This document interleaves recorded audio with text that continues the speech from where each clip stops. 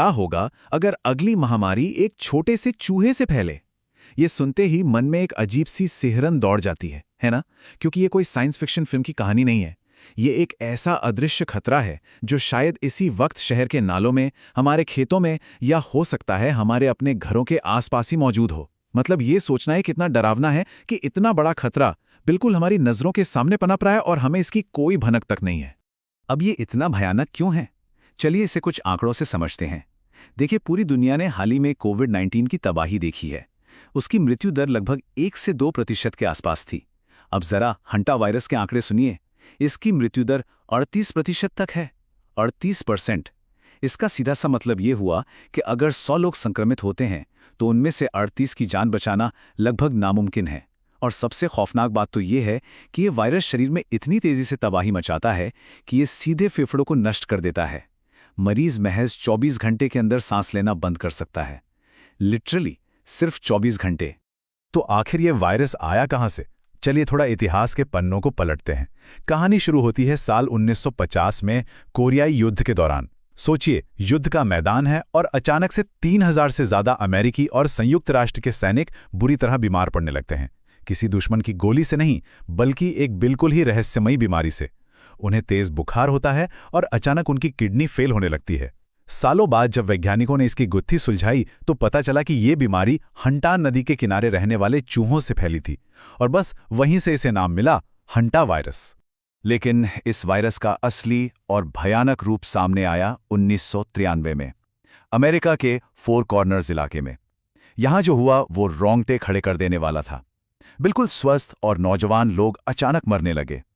एक केस तो ऐसा था कि एक 19 साल का लड़का सुबह बिल्कुल फिट था, शाम तक उसे सांस लेने में दिक्कत होने लगी और रात होते होते उसकी मौत हो गई। जब स्वास्थ्य एजेंसियों ने गहराई से जांच की तो पता चला कि यह एक नया स्ट्रेन था जिसे हंटा वायरस पल्मोनरी सिंड्रोम कहा गया। और इस प्रकोप की सबसे डरावनी बात क्या थी? मृत्यु दर पूरे 50% थी। संक्रमित होने वाले आधे लोगों की जान चली गई। अब सबसे बड़ा सवाल जो दिमाग में आता है, ये बीमारी आखिर फैलती कैसे है? सच कहूं तो इसका जवाब ही सबसे ज्यादा डरावना है। ये वायरस किसी इंसान से इंसान में सीधे नहीं फैलता, बल्कि ये हवा के जरिए फैलता है। जी हां, हवा। प्रक्रिया बहुत ही सिंपल है। एक संक्रमित चूहा कहीं अपना मल, मूत्र या लार छोड़ देता है। जब वो सूख जाता है तो उसके छोटे छोटे कण हवा में धूल की तरह मिल जाते हैं।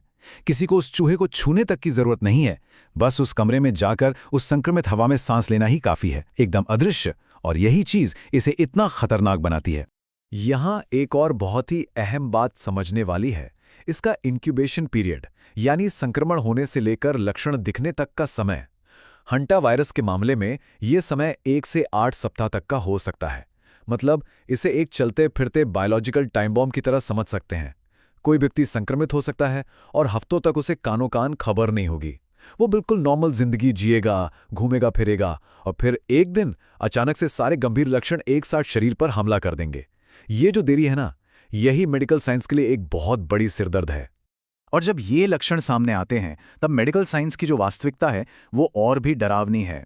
आज के इस इतने एडवांस दौर में भी हमारे पास हंटा वायरस के लिए कोई भी अप्रूव्ड वैक्सीन नहीं है। ना ही कोई ऐसी खास एंटीवायरल दवा है जो इसे जड़ से खत्म कर सके। जब कोई मरीज अस्पताल पहुंचता है तो डॉक्टर्स के पास इलाज के नाम पर सिर्फ सपोर्टिव केयर होता है। मतलब मरीज को ऑक्सीजन देना, शरीर में पानी की कमी ना होने देना और बस ये दुआ करना कि मरीज का खुद का इम्यून सिस्टम इस खतरनाक वायरस को हरा दे। अब अगर ऐसा लग रहा है कि ये तो सिर्फ विदेशों की समस्या है, तो रुकिए, ये खतरा हमारे बिल्कुल दरवाजे तक आ चुका है। 2008 में हुए अध्ययनों ने साफ तौर पर पुष्टि कर दी थी कि भारत के महाराष्ट्र, तमिलनाडु और केरल जैसे राज्यों में चूहों के अंदर हंटा वायरस के एंटीबॉडीज मौजूद हैं। इसका सीधा सा मतलब यह है कि यह वायरस पहले से ही हमारे बीच चूहों की आबादी में बिल्कुल खामोशी से घूम रहा है। भले ही अभी तक हमारे यहाँ कोई बहुत बड़ा आउटब्रेक नहीं हुआ है, लेकिन सच तो यह है कि एक बड़े खतरे के पनपने की पूरी जमीन तैयार हो चुकी है।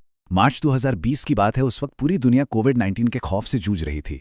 तभी चीन के युन्नान प्रांत में एक बस में सफर कर रहे एक मजदूर की अचानक मौत हो जाती है। जब टेस्ट हुआ तो रिपोर्ट में हंटा वायरस की पुष्टि हुई।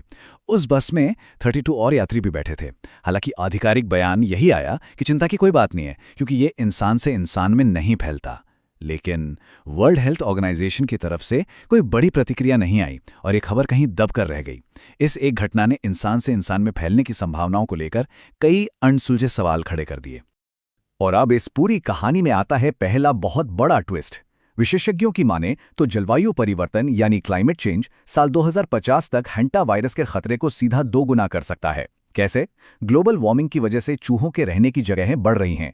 जो इलाके पहले सर्दियों में बर्फ से जमे रहते थे और चूहों का वहां जिंदा रहना नामुमकिन था, वहां अब वे पूरे साल आराम से रह सकते हैं। अब चूहों की आबादी बढ़ेगी तो जाहिर सी बात है वायरस का खतरा भी कई गुना तेजी से बढ़ेगा। लेकिन रुकिए, दूसरा और शायद सबसे खौफनाक ट्विस्ट तो अभी बाकी है, वायरस का म्यूटेशन।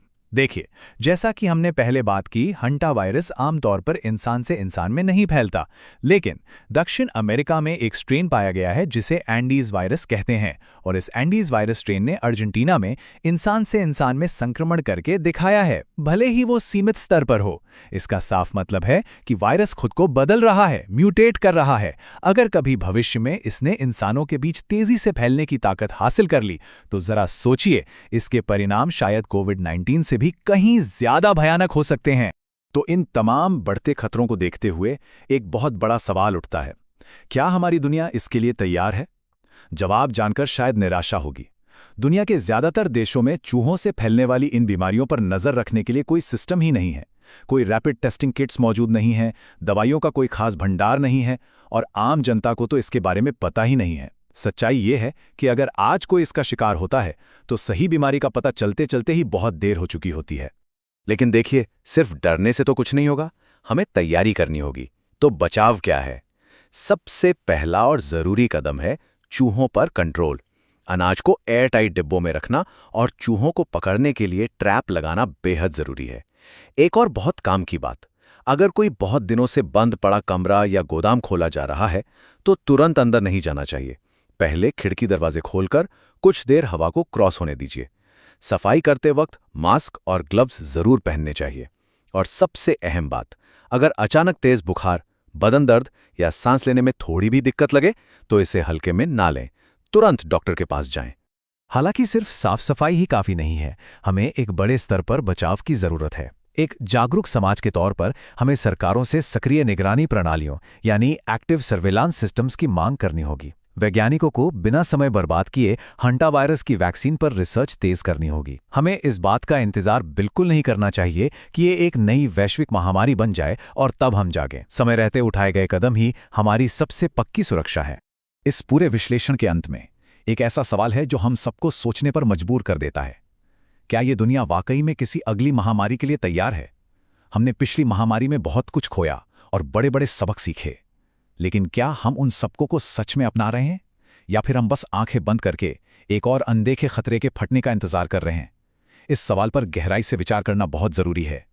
याद रखिए, जागरूकता ही किसी भी बीमारी के खिलाफ हमारा सबसे पहला और सबसे मजबूत हथियार है।